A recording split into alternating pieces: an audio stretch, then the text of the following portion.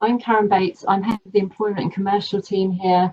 I am dialing in from my spare bedroom, which is something that I would never in my wildest of dreams have thought that I would do with 200 people on the line. But that's where we are at the moment, in this scenario, isn't it? So I'm assuming that many of you are dialing in from different locations. Welcome. Thank you for joining us. I guess I also, before I wanted this started, just to say we're going to try and take you through lots of different employment questions that you may have been having, that you're thinking about at the moment, give you a really good picture. As you know, this is changing every day. We have added content in this morning, so it's as up to date as we can get it. We've got a good area on our website, which is updated also on a daily basis, lots of the wider issues around rent payments and loans and support from the bank. So that we've got a COVID team and we're working really hard to keep you up to date. As I say, we are going to run through kind of what we think are the key issues. We're splitting it into two parts. So my colleague James Collins, who's a partner in the team, is going to do the first half of the session, which is looking at all the kind of questions you would have around sickness issues, SSP, all the practicalities of employees who are unable to attend work at the moment. And in the second half, I will look at the key question of furlough, what that means, how you put it into practice, other issues, redundancies, layoffs, and those kind of things. So it's really a session of two halves. If you are fortunate enough not to be affected potentially by the economic impacts of this, you absolutely feel free to dial off at that halfway point. The second half is very much focused on the kind of economic impact. I really do hope that all of the sound issues work okay. I have got my two children here, as most of us have. They are downstairs being very, very good and very quiet. So hopefully they will continue to do that. We will try and do some FAQs afterwards as well, because we know that we won't be able to cover everything that everyone wants to hear about. So I'm going to hand over to James now for the first half of the session, and then I'll be back on in about half an hour. Thank you very much, Karen. Good afternoon, everyone. I hope everyone is well. As Karen said, we'll skip through that agenda, so it'll be broadly split into two parts, with me covering the first bit around some of these common issues, and then Karen picking up on the economic impact point. Diving straight in, because I appreciate we're all fairly time tight. What we've done here is essentially put through a number of the sort of most common queries that the team here are getting day in, day out at the moment.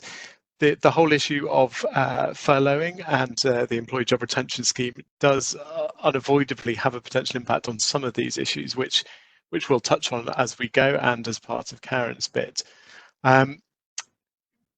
First and foremost, then, one of the key things that's sort of starting to come out a bit more now is realistically, what do we do as an employer if we do have someone that develops symptoms of COVID-19 on site? So realistically, as things stand, the guidance is that obviously those people should be sent home. If they've got this new continuous cough or high temperature, they should be sent home and advised to follow the stay-at-home guidance. As I'm sure you're probably all quite familiar with now, that is absolutely that they should not go to their local GP, hospital, etc. They should ideally go to NHS 111 online, unless there's a real emergency or they're seriously ill, etc. Notably, both the government guidance and ACAS guidance are being updated frequently.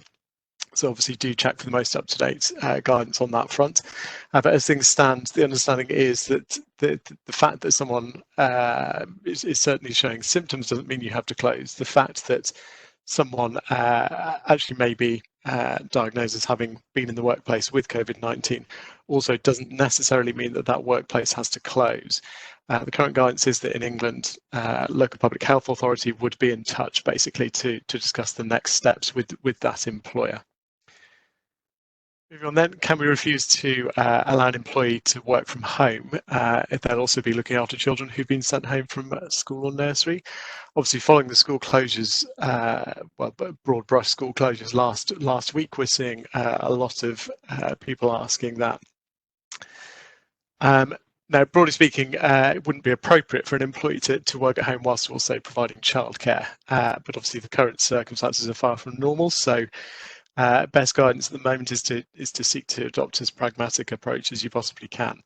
The ACAS work from home guidance around that suggests essentially being as flexible as you can be. So looking at things like exploring different working hours outside of the sort of normal day-to-day working hours, agreeing the employee may not be able to work a full day or full week, reducing work targets, being flexible about deadlines where possible.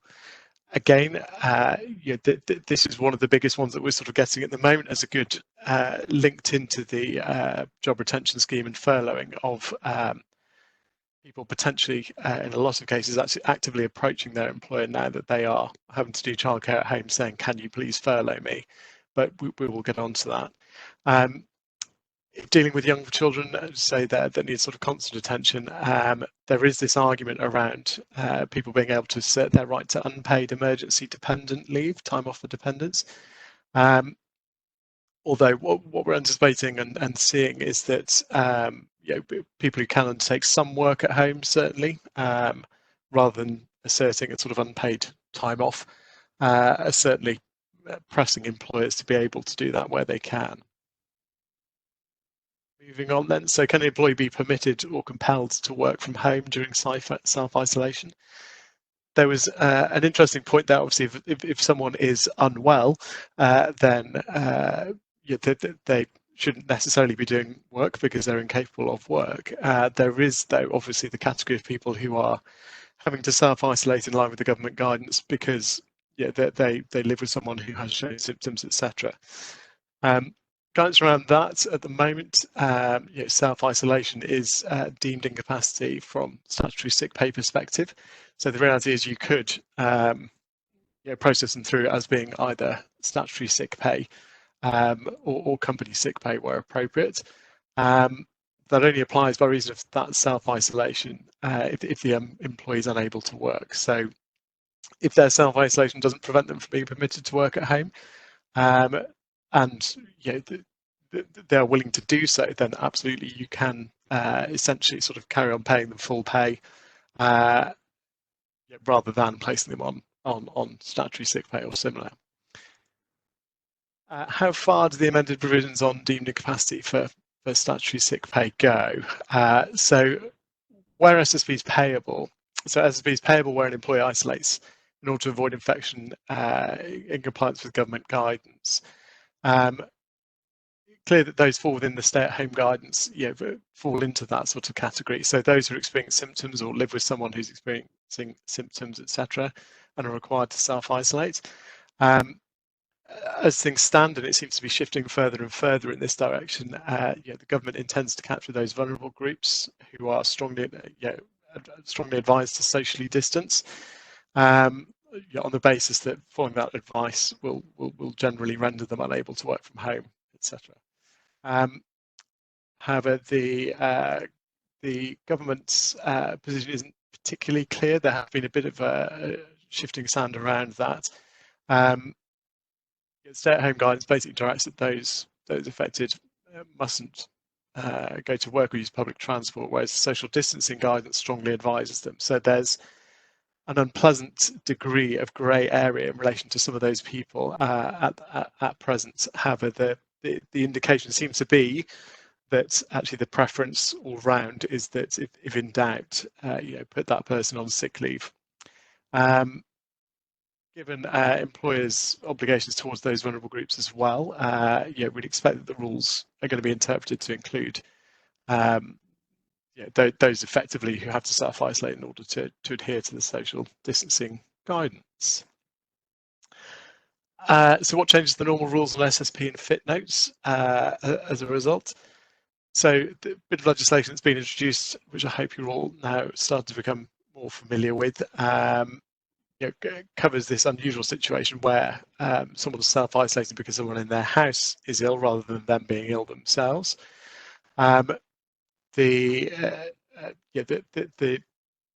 What that's also introduced is this new system of isolation notes, which is actually different from the sort of normal fit notes. So movement's been quite quick in that regard, but those are accessible through the NHS website and NHS 111 online. which, after answering a few questions, isolation note then gets emailed to the user. If they don't have an email address, they can get that sent to a trusted family member or friend.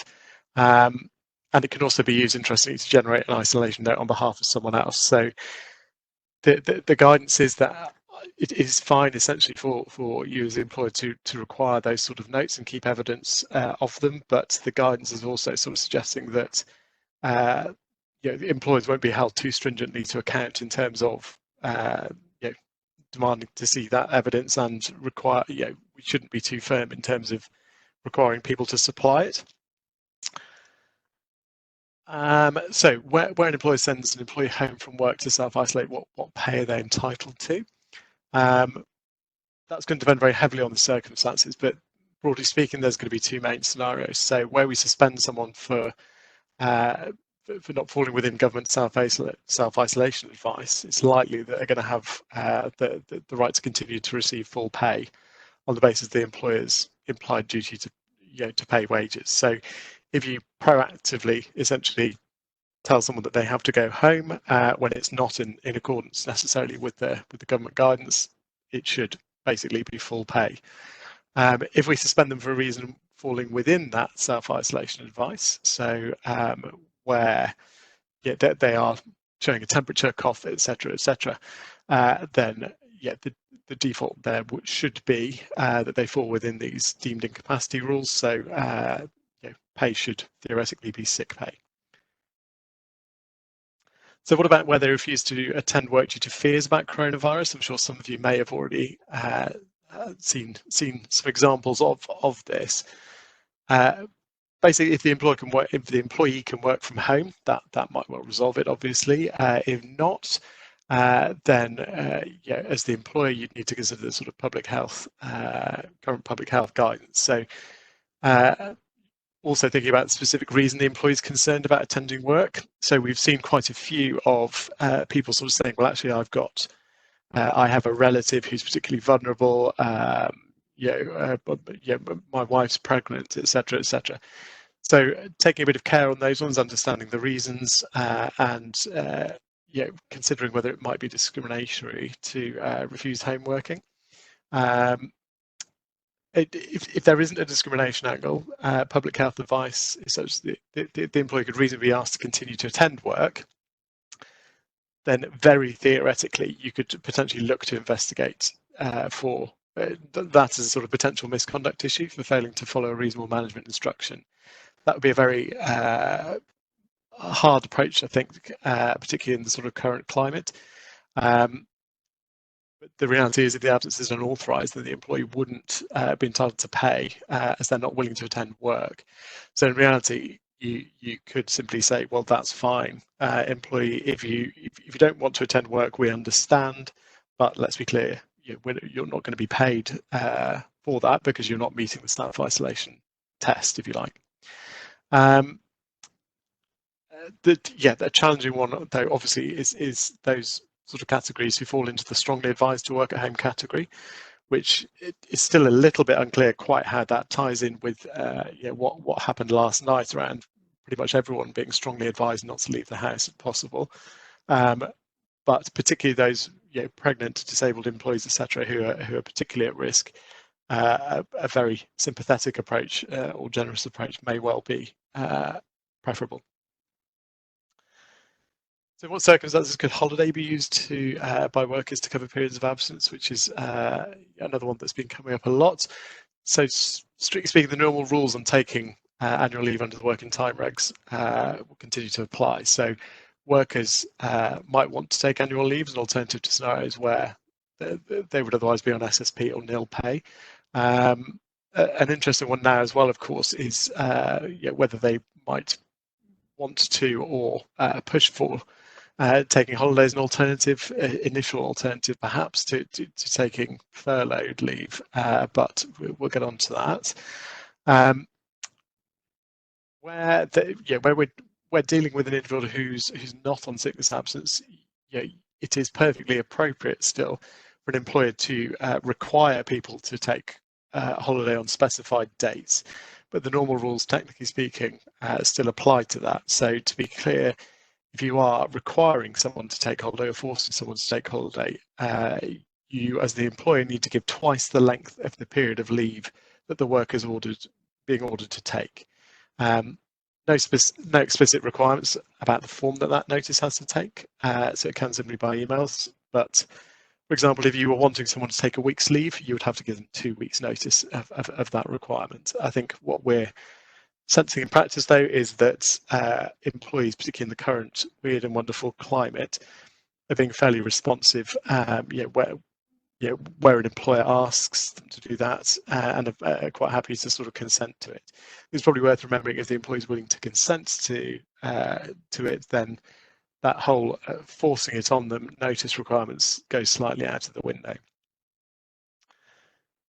So can we check, this is a big one that we've seen a lot of queries on, can we change our enhanced sick pay scheme to provide that only SSP is payable in the event of absence that's due to sort of COVID-19?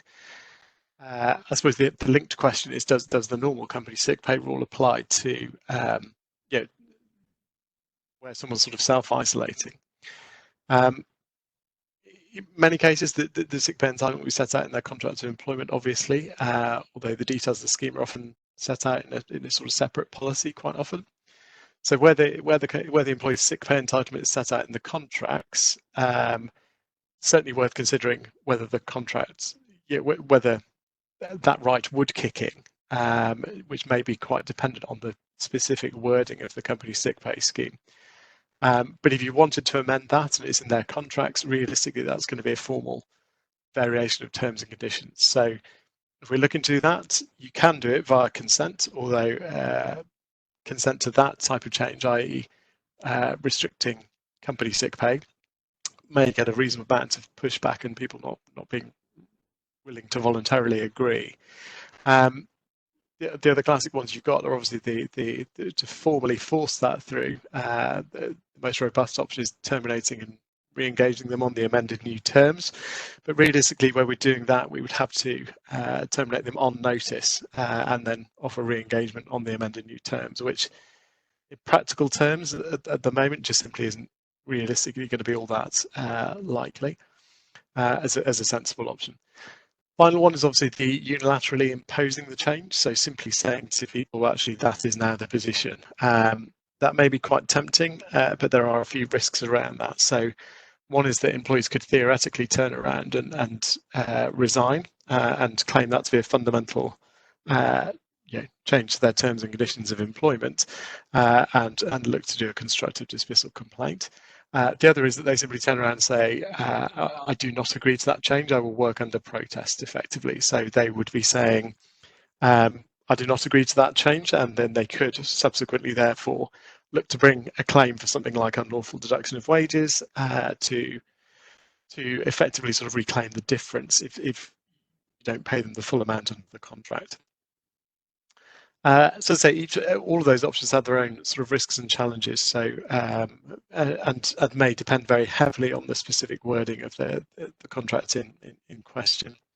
Where it's set out in this, where the entitlement is set out in a separate sickness absence policy, though, which isn't necessarily contractual, and where it says in it can be amended from time to time. Logic dictates that that's going to be much easier for an employer to look to make that change than it is if it's an express right into the contract itself. Can we require a pregnant employee to start their maternity leave early? Perhaps unsurprisingly, we've been getting a lot of queries in relation to pregnant employees generally. But this is one that's popped up a few times of can we force them on to maternity leave early? The simple answer is you can't force a pregnant employee to start their maternity leave early, but it's worth remembering that maternity leave is going to start automatically where sort of before the employee's chosen start date, if the employee is absent from work wholly or partly because of pregnancy, after the pregnancy illness, after the beginning of the 4th week before the expected week of childbirth, but before the date she's notified. So essentially, it can automatically kick in early if it falls within that sort of little time frame there. In all other circumstances, including where the employee's off sick for a non-pregnancy related illness, maternity leave is going to start on the chosen start date, as notified by the employer. And the employer can't force an employee to start maternity earlier, and attempting to do so would potentially be discriminatory. So a lot of care needing to be taken there. Another quick one, interestingly, that we're getting a lot of on that one is essentially people again saying, should we immediately sort of place pregnant people on furlough in priority to others? But again, we'll come back to that one in a little while as needed. So, can an employer require an employee to undertake work-related travel, foreign or domestic? I did sort of include that slide initially when it seemed like a sensible question to ask, but I mean, theoretically at the moment the answer depends. Yeah, it depends on the nature of Foreign Commonwealth Office advice on travel to the areas of the country in question. A degree of common sense and logic applies there. You would have thought at the moment that's just simply not realistically an option, requesting people to travel unless it's absolutely critical that they do. I think a lot of employers at the moment seem to be adopting very different understandings and definitions of the word critical. I did see, for example, some news this morning that Sports Direct didn't feel that the restrictions notified last night realistically applied to them, because they viewed themselves as essentially being critical that they stay open, which I think is a bit of a stretch. I think in reality, given the guidance last night, a more sensible approach on any sort of travel is that it should be very heavily, if not entirely, restricted until further notice, realistically. Another one that we've had a few questions on is, can the employer withdraw offers of employment or delay start dates for new recruits in light of the outbreak? First point to consider there is whether there's a contract of employment that's been entered into already with the new recruit. So to provide a bit of better understanding on that, if the new recruits have already accepted an offer of employment without conditions, what you therefore have is already a binding contract of employment in place, even though the person hasn't yet started work under it necessarily. If you're in that scenario, so you have an offer of employment which has been accepted, but the employee hasn't yet started work, because there's that binding contract in place, you'd need to give the notice that's required under the contract, if that makes sense. So to illustrate, if that contract basically said that you could terminate without any notice during the probationary period or whatever else it is, you can then bring it to an end with zero notice. Whereas if that contract said within it from day that essentially the person has an entitlement to 1 month's notice, then you would have to give them a month's notice. The way that works though is that that notice links in with when they'd start. So to illustrate that, if, for example, they had a month's notice under that contract and it was still 3 weeks until the point at which they were due to start, the first 3 weeks of that notice would effectively be unpaid, and then the remaining week to make up the 4 weeks would have been when they were in work, so they would be entitled to pay for that 1 week. One query I had was, would that then need to be paid through payroll? I think the answer to that is no, because it would essentially be compensation for breach of contract, so you could pay it as a sort of lump sum payment. If there isn't, if the person hasn't accepted that contract yet at the point that you pull it, then it's very straightforward. You can pull that without any problems whatsoever. A change in the start date is another one, so bumping the start date until later on in the year. In essence, that would amount to a change in the sort of contractual terms. So you'd only be able to do that with the person's express agreement, effectively. moving on to now then is the economic impact and options for temporary layoff, redundancy and other sort of cost-saving measures, which is where Karen is going to take over to run through some aspects of that for you. Thank you, James. There we go. Can you hear me? Great. So just to let you all know, James is very kindly operating the slides while I'm speaking like 200 miles away from him. So let's see how this works. Hopefully we can make this work. And also, it turns out that the only two people in the country who are not staying in their home have just turned up outside my house and begun to dig up the pavement. So I'm really sorry if you if you begin to hear that. If that happens, I'm going to try and move where I am. I'm literally astonished they've just pulled up to do that. Yeah, I'm going to cover off in quite some details of what some of the options are on the economic front. We know this is a hugely stressful time for our clients. It's obviously, stressful for us in our business as well. So I can completely understand the pressures that you're dealing with at the moment. We were really pleased to see the announcement on Friday night from the government about the coronavirus job retention scheme, and we think that will help a pretty wide number of you. So I'm going to talk through how that will work. Now, it is important to note that it hasn't been published yet. So some of this is research, guesswork, conversations that we have had with HMRC. You do need to be cautious. I will give you the overview and as much information as I can. But as I say, the rules have not been published yet. So there is some uncertainty, but there are certainly some things that, I can tell you about today that you should be able to use for your planning. So just in case you haven't heard about this, it's the coronavirus job retention scheme, which basically is where the government have come up with a new process of furlough. It's not an existing kind of employment law process or term we are used to dealing with, and it's what they have come up with in this scenario to support businesses with basically temporarily putting employees on hold until such time as you can bring them back to work. At the moment, the scheme is in place for 3 months, but that would be March, April and May, because there are some backdating provisions that I'll talk to you about. So it may well be extended, obviously, if this current scenario continues, but at the moment, that's the length of time that it is in place for.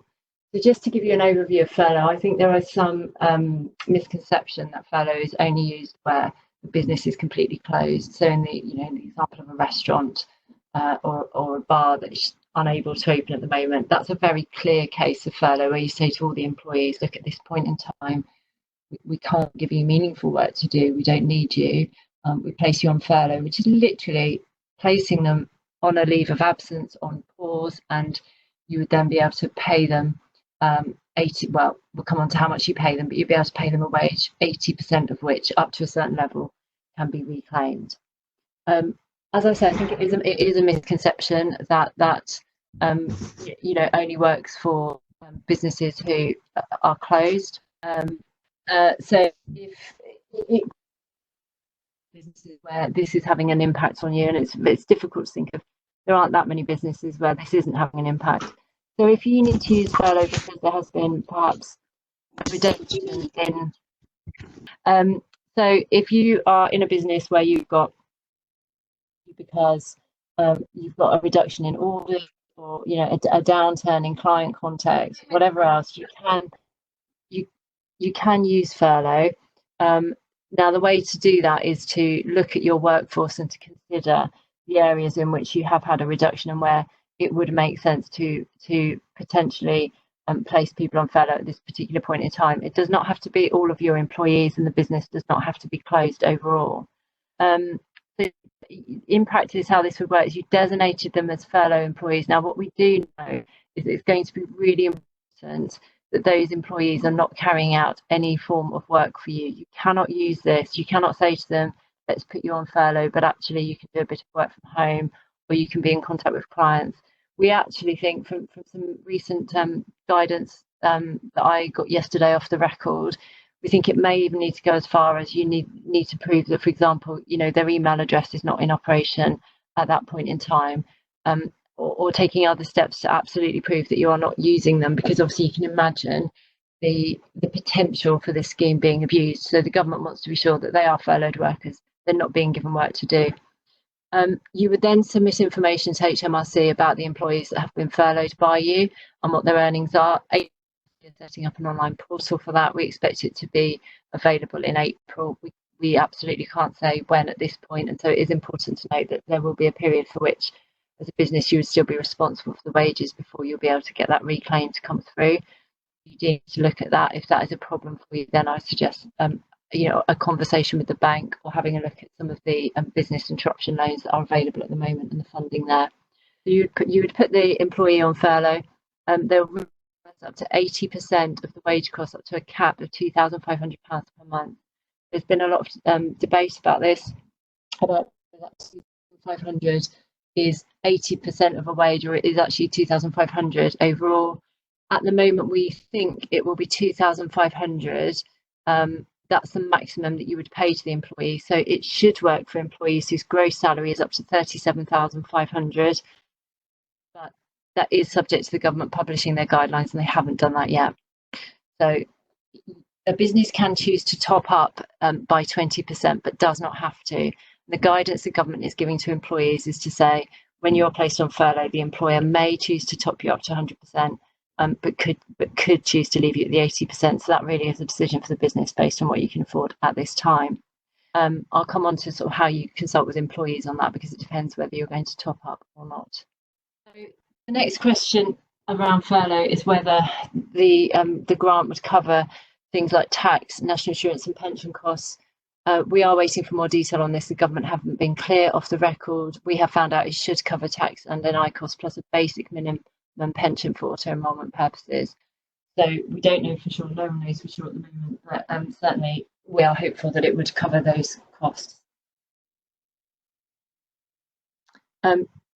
Another question we've received is if you salary, which a number of businesses have done, which is the actual salary that applies. So if, for example, they're on 25,000, you reduce them by 80%. Is it the lower level, 80% of the lower level, or the original salary? Again, unfortunately, no confirmation yet from the government on how they will do this. There will be a point, I think, in time that they will take stock of what the wage is. I'd very much hope it would be the original higher salary, but we will need to wait for confirmation on that. So can employees to take furlough status? So just going to talk you through some of the options. Now, it's really important to recognise that this will vary depending on your business and depending on the employment contracts that you have in place. If you have formal recognition procedures in place with the trade union, you should speak to the trade union first about furlough status. It isn't something where the government have brought out procedures where you can enforce this and tell employees they must go on furlough leave. So there does need to be an element of agreement. Well, it does need to be agreement from the employees. Are taking sort of different levels of risk on this in terms of whether they go to the employees and say, we'd like to get your agreement, but ultimately we need to do this, or whether it's a much more voluntary approach. But it isn't something that you can simply just go out there and send a letter and say, we will do this from today. You should try, if you can, to build in, first of all, a period of group or collective consultation if you can, and appreciate that may be very short, literally 24 hours, but writing to everyone within the potential furlough group to say, this is how furlough works, this is what we intend to do, and this is why we need to do this. Seeking their agreement and being clear with them whether you intend to offer the 80% or the top up. Now, if you're going to top up to 100% of wages, I would say the risk of a claim is so negligible that you could take a more robust approach and simply write, you will now be on furlough. If, as most people that we are talking to are actually only going to be able to afford to do the 80%, you should put a bit more time into the consultation if you can. So it's saying to employees, this is what we intend to do, this is the reasons for it, and then seeking agreement. Now, at the moment, that's quite difficult, I appreciate, in terms of getting agreement from people. In my view, electronic agreement is for confirming and so on.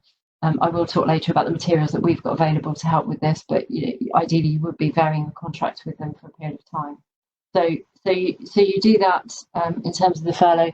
You could seek volunteers, but I would say, my advice on this from talking to businesses in the last few days is you do need to really maintain tight control over this and your ability to offer it, because there are some circumstances in which employees have seen the announcement by the government coming forward and asking for furlough as a sort of right because maybe their children aren't at school and they just feel it will work much better for them. Now, if that can work for you as well, it may well be the absolutely best solution here, and you can offer it and you can reclaim the cost of the wages. For a higher paid employee, of course, it's less attractive, but they may still, given the current difficulties that everyone's experiencing, they may be open to that conversation, so it's worth having. If you're going to do it on a voluntary basis amongst a group, obviously don't forget there's this sort of employee relations angle of how will the rest of the group feel if some of the group are on 80% pay but on leave and not required to do any work at all, and the others are working harder than ever. I think that is something to give some careful thought to. What we're seeing there is in some cases potential for rotation. So you need to be careful with this. We haven't yet had guidance from the government that says this can definitely be put in place, but it does look like furlough can be for the period that the business designates it. So in my mind, that would be if you had a group of 10 and you only need 5, you might furlough 5 of them for April and the other 5 for May, so that it's balanced between. Alternatively, as James referred to earlier, you might decide that it's better to seek volunteers for furlough based on people's individual circumstances at the moment. The only thing about that is obviously being careful. Some employees will certainly see this as potentially a precursor to redundancy, or will see it as they're less preferred than others. So be careful with how you conduct those voluntary conversations, particularly if you are, for example, going to go to a group who are already isolating. If they're self-isolating because they have an underlying ill health condition, and that was the group that you wanted to offer this to, there is potential for disability discrimination claims there if they're not happy with it. However, the reality is for many people this may well be a very welcome tool, particularly if they earn up to the 37,500. So I think it absolutely depends on the circumstances of the business. If you've agreed that you place an employee on furlough, as I said before, it's really, really important that you don't give them any work to do from the point at which you've formally coded them in your systems as being on furlough. You would agree the terms in writing with them, so follow up in writing to confirm how long the period of furlough is likely to last for. I would include a discretion that if you need to bring them back to work, you can do that at short notice. You would set out in there how this salary payment will, ideally, if you've got time, you would set out in there, the new amount, just so they can be absolutely clear on it for their own purpose. We have also been helping our clients provide information to employees about other sources of help for them during this time. So I'll come on to it at the end, but there's some good sources of help you can point them to in terms of them being able to ask for mortgage payment holidays or other helpful sources of help in terms of loans. Sorry, I'm just going to move. Someone started digging up the pavement.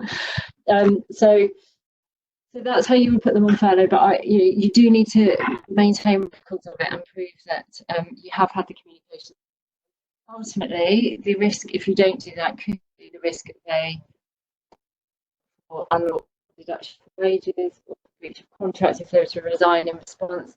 In the current circumstance, I think those risks are low, and most of our clients are taking the view that it's so important to get this in place as quickly as they can that they are willing to run those risks, but you do need to be aware of them. So if furlough isn't sufficient or it's not suitable for your purposes at the moment, can you make redundancies? This is one of the areas the government has not been 100% clear on at this point. So we are waiting for confirmation as to what would happen with a furloughed employee if you then need to make them redundant. And I think realistically, this is a scenario that so many businesses are facing. My view, and it is just my view is that you've got the tool there with furlough. It can be used pretty quickly as long as you can get your consultation in place. So I think the balance is probably to take that decision to furlough employees where you can. However, if you know, as a matter of fact, at this point, that actually what you need to do is make redundancies, it may be that you need to make that consultation instead. We are not clear on whether you can have a consultation with an employee who's on furlough. It would be quite difficult because they are not required to be at work or really to be engaging in anything relating to work. So to consult with them while they're on furlough may be risky, but I think there will be further guidance on that in the next few days. If you are looking at redundancies, there is that that interaction there. So just be careful about, obviously, all the usual hygiene factors apply. Be careful about creating lists, and I think it's something that I've seen happening more recently because of the pressure that people are under. The usual kind of factors that the carefulness that you would apply from a HR perspective started to fall away a bit. So just be careful about creating lists of these are the people who will be redundant, etc., and try to make sure the business kind of stays on track with the usual procedures on redundancy. Albeit that I will come on to what the collective process will be on the next slide. Except I won't. It's about layoff provisions. So in terms of, just to go back to collective redundancy, if you have 20 or more redundancies at one establishment, you would still need to follow collective redundancy consultation, which for 20 or between 20 and 100 employees would be 30 days consultation. For more than 100 would be 45 days consultation. Now, I know that the reality is at the moment that is quite challenging to do in terms of timescales. There is a special circumstances defence if you're unable to complete that time process, and we will probably struggle to think of another time where there are more special circumstances than there are now. So my expectation would be that the tribunals will be really quite receptive to arguments on this, but what to is a deliberate failure to collectively consult if it was possible. So even if you are completing a shorter time period, it's better to do that than to not collectively consult at all. In order to collectively consult, you need to complete the HR1 form. Failure to do that is a criminal offence, so I would say it's really important to do that in any case. Make sure you are doing that if you are going to have 20 or more redundancies. You submit that in the usual way. You do need to consult with unions if they have formal union recognition in place. If you don't have formal union recognition in place, it may well be worth trying to get employee reps in place as a standing committee if you know that you may well have redundancies coming up. Now, the bigger issue with this, alongside furlough, is that, of course, employees quite understandably are being given some reassurance from the government here that the process for furlough is there to try to avoid redundancies occurring in this awful situation that we find ourselves in. I think that there are some PR issues with carrying out a wide-scale redundancy exercise at this time, so you would need to think very carefully about it. Nevertheless, if it's for the survival of the wider business and it can't be avoided, it may well be something that you need to continue with. We also have clients who were already undergoing sort of standard redundancy procedures for reasons unrelated to COVID. And if that's the case, of course, you could continue with those, and furlough might be inappropriate there. But you do need to look at the new possibility of furlough and see whether that might minimise or reduce the number of redundancies that you need to make. For completeness, cover off layoff provisions. Now, before Friday, layoff was the area that most people were looking at. So just by way of reminder, layoff is where you have a formal provision in the contract allowing you to send employees home without work and with no pay. They're then entitled to claim guarantee pay, which is very low. It's £29 a day just for 5 days, and the rest of the period is unpaid. After a certain number of weeks, it triggers a request from the employee for redundancy pay. Layoff is very clunky. It doesn't work very well. Many employers don't have the provisions in their contract. Those that do are pretty glad to have them at the moment. But what I would say on layoff is that this week I have seen vast majority of employers, in fact all the employers that I was speaking to who were thinking about using layoff provisions, have switched to the furlough scheme or will be switching to that. So I think it's probably less likely now that you would be using layoff. If you don't have layoff provisions in your contract, you would need to again write to employees and let them know that you would like to include those provisions and or place them on layoff without the permission in their contract. Because it's unpaid, it's obviously not not going to be a popular option, and because furlough is an option open to you, then I think that it's going to be quite difficult to get employees to agree to layoff. So I would start with the furlough provisions ahead of layoff. So just wrapping up, we have had obviously a lot of questions about furlough, and as I've outlined, very unhelpful. Know they're working day and night on HMRC have not yet finished their guidance on it. So the issues like if we were to have new joiners, could we furlough them? Well, I think that will be difficult because they haven't started in the business yet. And what we're seeing is a concern that businesses will convert potentially, self-employed people and directors and others into employees in order to furlough them. That's very unlikely to be possible. So be very careful around that. But if you have already made redundancies or layoffs just in the last few weeks since the 1st of March, the scheme is designed to allow you to re-engage those individual employees and bring them back to work and then place them on furlough. So it's a bit like when you have an appeal against your redundancy and you reinstate them with their service. So that is definitely something you can look at if you've had to make the difficult decision to let people go, and you know that you might want them in future when all this is over. You could choose to bring them back, but I think it's going to be much more challenging in the circumstance where you're looking to put a new employee on the payroll for any reason and then furlough them, because there will be concern, I think, about abuse of the process in that case. James touched earlier on annual leave. Again, unanswered. There was a call with the CBI this morning where I think this issue has been raised with the government as one of the sort of technical issues, but what about the interaction between annual leave and furlough? Well, our advice on this at the moment is that they would continue to accrue annual leave during the period of furlough, but they shouldn't be taking leave because they're on furlough, so they're not actually required to be at work. So to put them on and off furlough and annual leave will be complicated. But much like with maternity leave or sick leave, you might require them to take a period of leave at the end of furlough. That will be on full pay. You won't be able to reclaim it, but it does mean that you're dealing with the issue of employees coming back with a significant amount of annual leave to take when this is over.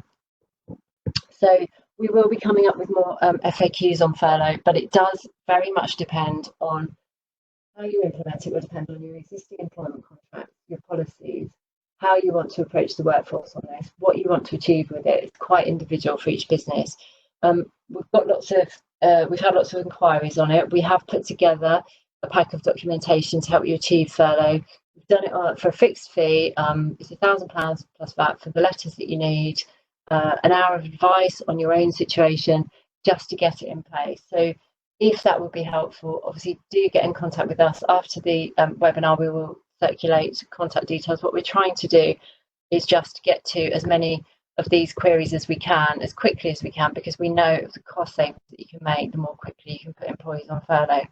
So all of our lawyers are working pretty much around the clock to get this in place for people.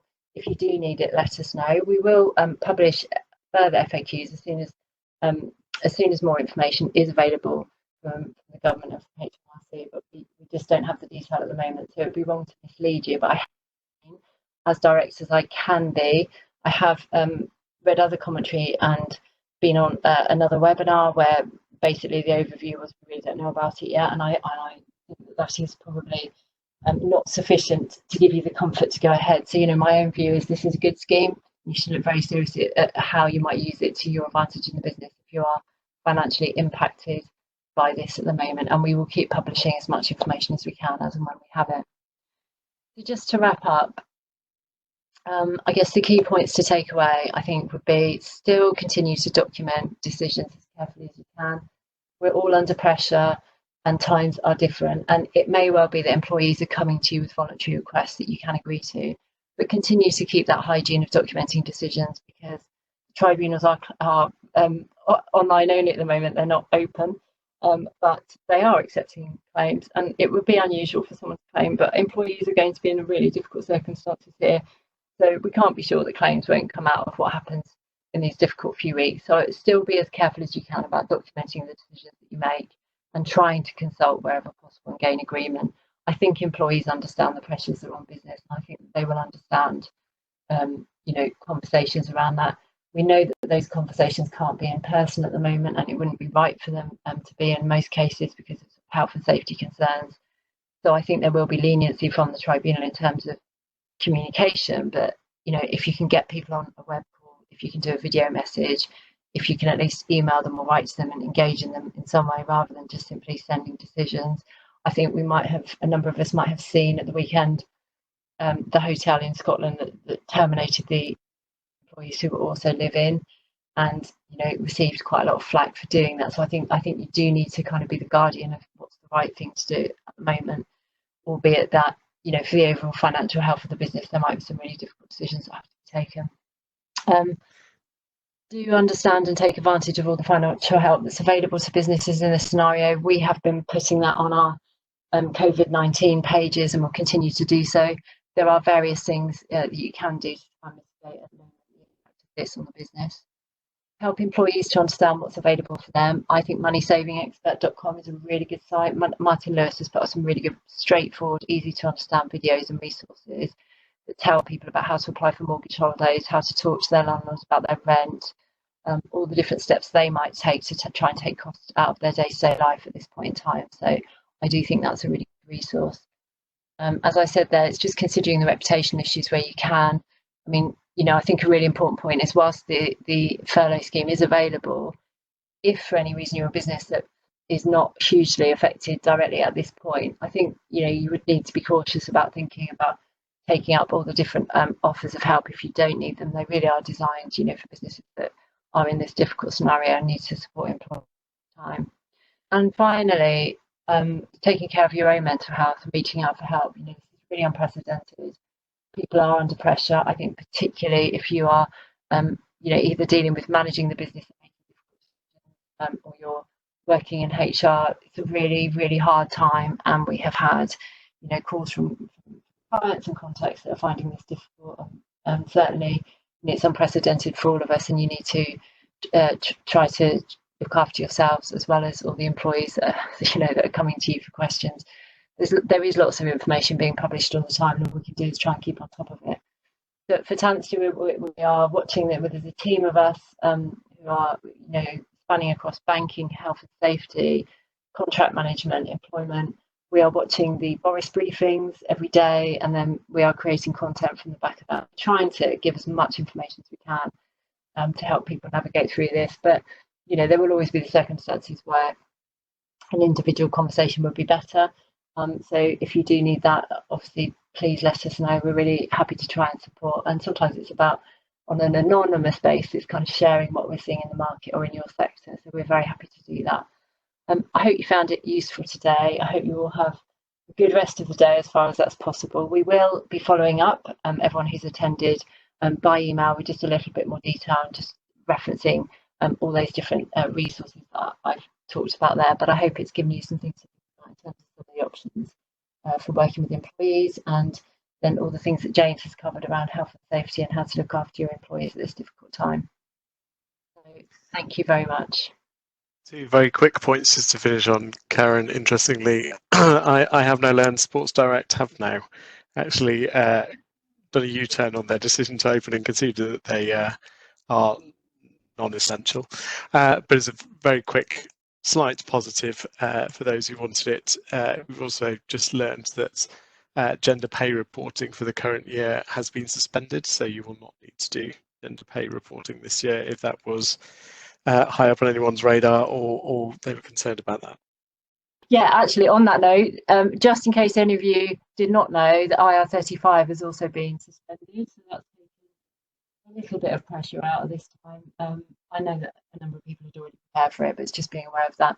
And to wrap up also, on the point, I suppose, following on from last night in terms of the confusion about which workplaces should be open, which are not, we were literally debating this throughout the evening. There's lots of different guidance out there. Was it key workers only to go to work? Was it essential journeys only? Who was it?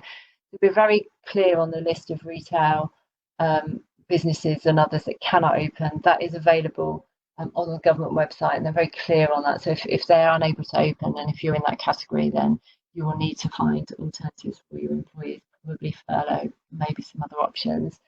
The grey area then was other businesses. So construction, it was then confirmed that construction business could go ahead, i.e. the guy digging up my pavement, I assume, falls in that category, and as long as they can put in place distancing measures. So that is important. And then there is a grey area. So there is, of course, all the employees where it says if you cannot work from home. Now, from a health and safety perspective, this really isn't optional. If your employees can work from home for the better protection of the public, and for, in particular, NHS staff, it's really important that you really support that and make that happen. There will be jobs where it's really difficult to do that. And also perhaps if you're in the supply chain, you feel that actually to close the business will have a detrimental impact on the public at this point. So it is still possible for people to make journeys to work where the workplace can put in place social distancing measures of 2 meters or more. you do really need to take that on board and see whether that is possible in your workplace. If it isn't, I think there is a really difficult health and safety decision to be made here, because we should all be trying to do our part really to keep this period of shutdown as short as possible. And the only way to do that is going to be able to minimise the contact. But it isn't a blanket shutdown at this point. People are able to travel to work, and if you can work out ways for your employees to do that safely and for them to then work safely, that's the balance at this stage. I do think we're likely to see, further more restrictive measures on that. So if you're not quite there yet and you are still open as a business, then I think it is thinking creatively about how you can continue if the measures become even more strict. Okay, so thanks everyone. We'll follow up by email. We can't provide lots of answers to individual questions because we literally have hundreds of them coming in, but we really do want to help everyone as much as we can. So we will put some options for all the materials that we're producing in the email. And if you obviously, if you want to engage with us and have us help with your employment situation, we are bringing as much capacity as we can to do that. So just let us know if we can help, and we're really happy to do that. Okay, thanks everyone. Foot Anstey, powering your ambition.